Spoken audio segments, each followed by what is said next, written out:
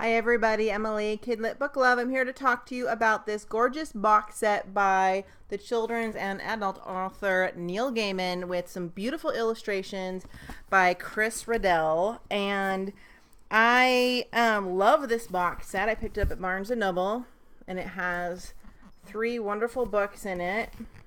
They're extremely artistic. Here are the 3 books you get inside. The books are Coraline, which is a very famous book, Fortunately the Milk, and the Graveyard Book. And I have read all 3 of these. So let me show you the ones.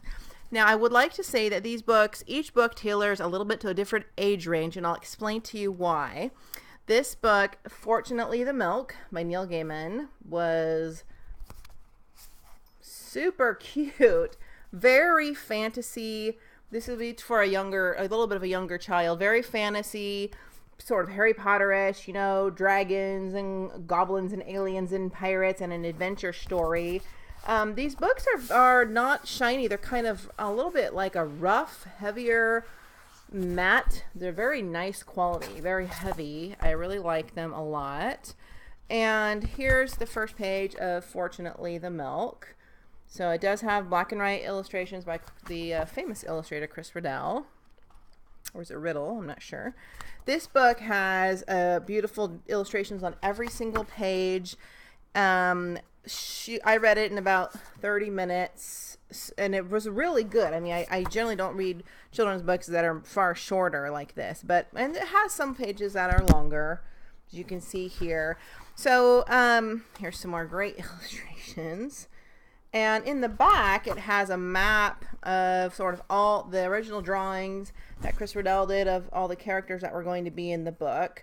And so, Fortunately the Milk is about a father who's alone for the day or the weekend with his kids. The wife's gone, and they're wanting their cereal, and he's wanting his tea, and he has no milk. And so the kids are pouty and whining, "We can't eat without our milk." So the dad goes off to get the milk, and the kids are left alone, and he never comes back. So the poor kids go, it appears like it's for hours. They're just, what do? We have to eat pickles. We have to do this. And finally the dad comes back, which seems like a really long time later, and he has this marvelous adventure story to tell the kids about where he was and what happened. And he says that, I don't remember, he got sucked through some kind of a time hole portal and ended up on this sort of flying ship, and then got taken by pirates, and all along, you know, they thought the milk was like this kind of a magic thing, and he kept saying, "I'm trying to get home to my kids, they need their milk." And he ended up just going through it's the dad. It reads very much like telling your kids a bedtime story, an adventure story that you make up in your head, and it's kind of clear that he was telling it to them to entertain them, this great story, like a storytelling. It's never said where he really is, where he really was. There's a few pages when the character is flying through space and can see nothing, where the illustrator makes the pages black. And so there's a little bit of the gothic fantasy in here, but in a very non-scary, non-threatening, non-grotesque way. There's a few sort of Addams Family-ish characters when they stop by Vampireville or whatever it is. Wumpires, they're called Wumpires. This is just the cutest little story. Like, I wish someone had told me these kind of stories when I was a kid, just reading these stories. And Neil Gaiman uses some really clever vocabulary, and he makes up really cute, funny names for all the contraptions. And instead of a hot air balloon, it's something like round, floaty flying machine, or round floaty popping flying machine, or he has all these funny names for all normal things that have normal names. So any kid could read this of any age, probably age 8 and up, or you could read it to them as a story. Really good. It was really cute. I mean, I was really surprised. We're going to move on to the very famous, in 2002 it was written, Coraline. This is technically considered a dark fantasy children's novel. And Coraline, they even made it into 1 or 2 movies. I don't know how accurate they are. I have not seen them. I actually read Coraline first because I know it was famous. And this would be a little bit to the older child. I would say, 5th grade to 9th grade, maybe. I mean, The story in Coraline is there's a little girl named Coraline who's a little bit odd, who moves into this, they're in London or England or somewhere, and move into this new flat with her parents. And it's very much reminded me of Norton Juster's book, The Phantom Tollbooth, where the little boy, Milo, is bored and nothing interests him and everything's dull and he's kind of melancholic. Coraline reminds me of this. She kind of reminds me of the daughter in the Addams Family, the very serious, negative, kind of bored little girl. And in the flat, there's a door that she discovers opens to a brick wall, a little half-size door in the kitchen, and she asks the mom about it, and the mom shows her a special key. It's up high. It once went through to the apartment next door, but it got blocked off.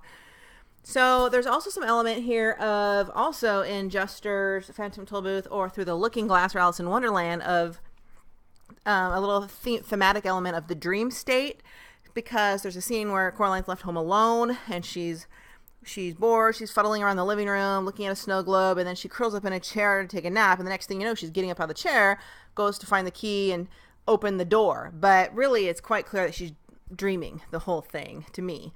Going through a portal, a door to another land, just like in the Phantom Tollbooth and Alice in Wonderland and Through the Looking Glass. Very, very typical theme in a lot of children's fantasy, like there's Neverland and, Peter Pan going into the other world. So, she goes through the door. It opens, when she opens it, it goes through when she's alone. And on the other side, it's almost like that TV show Fringe, where everything is a parallel universe. So it's a duplicate of her current universe or world. She goes through it and she's back in her house, but it's like the dark side of her life.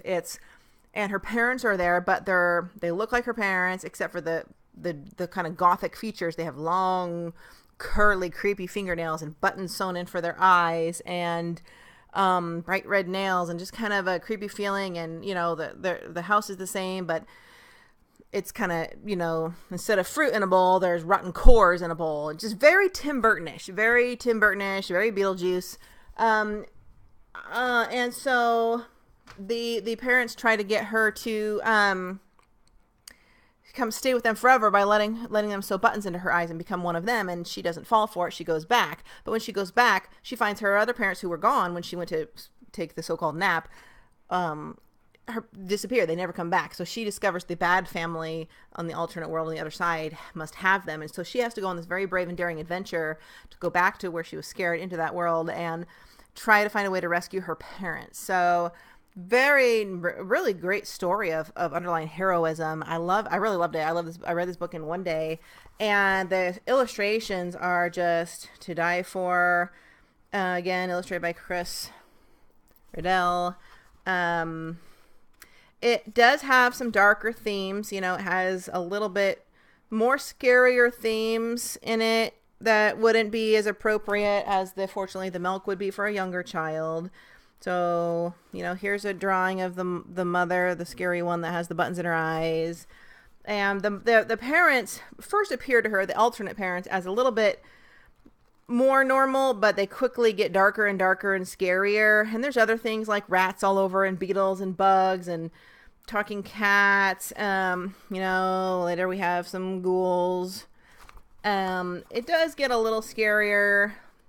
I mean, for a little child, Coraline, I would definitely say middle school.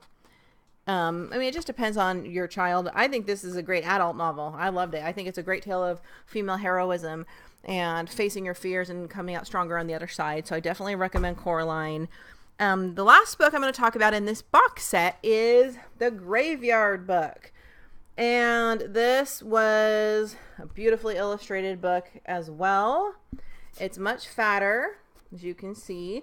There's another version of The Graveyard Book on the bookshelves of Barnes & Noble that doesn't have this cover. These illustrated covers, the Chris Riddell illustrated ones, were just for this, I think just for this box set, because I've seen copies of these books that don't have the same illustration, that look different. So The Graveyard Book is definitely for young adult or teenage adult. I personally did not like this book. After 1/4 of it, I had trouble finishing it. I had trouble staying with it. I found myself skimming a lot of pages. It grabs you great the first 2 chapters, but then it slowly dwindles. Very dark. Okay, so it starts out, there's basically a psycho killer with a long kind of curly knife slinking around a house where it's clear he just killed a child, a girl, and 2 parents. He said he's going to leave the bodies where they lie, and he's on the search for a baby that got away. He finds the door open, and then it's from the baby's perspective, the little boy, the little blonde-haired boy, who toddled out and ended up in a graveyard just because no one was watching him because the parents had just been murdered upstairs. But this killer somehow wants this baby dead. He wanted the whole family dead, and doesn't tell you why up front. So he starts searching for the boy, following him into the graveyard. While the little boy's in the graveyard, some ghosts come to life. So it's all from the perspective of the ghosts. Well, not come to life, but ghosts that have personality, like they're existing, they're talking, they're haunting the graveyard as people. They read as people. They actually decide to take care of the boy and keep him in the graveyard. So there's like a crypt master, I think a human that lives there too, that can see the ghosts or something like that. And so the little boy lives for years and grows up in this graveyard, and he sleeps in the crypt, he sleeps in the tombs. And but as you get into the book, there's all these chapters, whole chapters about he falls under holes or goes into the monasterium or whatever. What was it? I don't remember. He goes into these worlds or falls in a hole, and there's remnants of like he's in hell, or there's whole chapters of like witches and goblins and all. So it's very, not even fantasy like Harry Potter, very dark, I believe, very dark, too outlandishly fantasy, Halloweenish for my taste. And I felt like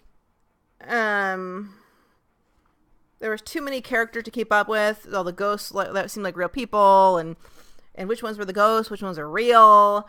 If you love the first 2 books, you may feel totally different if you like this kind of thing. It's just not, it was harder for me to read. Like, it didn't stick with me as much. However, and I skimmed a lot of pages in the middle because I just couldn't even keep up. I couldn't get into it. But I did go and read the last few chapters. I skimmed some. I read the first 4, skimmed some, read the end. It leaves a really great ending, which I want to read to you. As Bod, the boy's name was Nobody. The ghost named him Nobody, but they called him Bod for short. And he comes back. He leaves for a while when he's a little bit older and comes back. And it shows him leaving the world of living in the dead and going into the world of the alive. Leave no path untaken, repeated Bod out loud. A difficult challenge, but I can try my best. He tried to put his arms around his mother, and his mother was the ghost woman who had kind of taken him in, as he had when he was a child, although he might as well have been trying to hold mist, for he was alone on the path. He took a step forward through the gate that took him out of the graveyard. He thought a voice said, "I am so proud of you, son," but he might perhaps have imagined it. But I guess they stopped appearing as he got older. The midsummer sky was already beginning to lighten in the east, and that was the way that Bod began to walk, down the hill towards the living people, and the city, and the dawn. There was a passport in his bag, money in his pocket. There was a smile dancing on his lips, although it was a wary smile, for the world is a bigger place than a little graveyard on a hill. And there would be dangers in it, and mysteries, new friends to make, old friends to discover, mistakes to be made, and many paths to be walked, before he would, finally, return to the graveyard or ride with the lady on broad back of her gray stallion, which is from another chapter. But between now and then, there was life, and Bod walked into it with his eyes and his heart wide open. So I do like the way it ended, and so it was kind of a boy's growth and discovery story, but there was a lot of scary, some criminal stuff in here, so I don't know if it's suitable for a younger child. But the books are just still gorgeous. I mean, even in the graveyard book that I was just reading to you, let me see if I can show you an illustration. Again, beautiful drawings. So I definitely recommend the box set. And Coraline, I didn't read you anything from Coraline, but Neil Gaiman is a British author, and he wrote that Coraline reminded him of a flat that they lived in when he was a child. Fortunately, the milk, the one suitable for younger children, let me read you the first page. There was only orange juice in the fridge, nothing else that you could put on cereal, unless you think that ketchup or mayonnaise or pickle juice would be nice on your Tostitos, which I do not, and neither does my little sister, although she has eaten some pretty weird things in her day, like mushrooms in chocolate. Well, she didn't actually like eating them, and I had not actually told her that they were mushrooms inside her chocolate. It was some kind of an experiment. So then it goes on to about the mom's gone for the day, the dad needs the milk, and dad goes to get the milk, he doesn't come back, and then the dad comes back and tells the outlandish story. The dad saying the odd thing was the beam of light that came out of the disc, a glittery, shimmery beam of light that was visible even in the daylight. And the next thing I knew, I was being sucked up into the disc. Fortunately, I had put the milk into my coat pocket. The deck of the disc was metal. It was as big as a playing field, or bigger. So there's some really cute descriptions. I think this is a great book. I mean, I really loved it. He ends up on the pirate ship. It's really cute. So it's still, if you're a literature fan, this is a wonderful box set for probably a middle-aged child, even adult literary fan, just because of the Chris Riddell drawings, and it's completely worth it. Highly recommended. Overall, there are my ratings. And Neil Gaiman, I understand he writes some adult literature as well, which I have not read, so I do have a few of his titles on my list. Thanks for watching.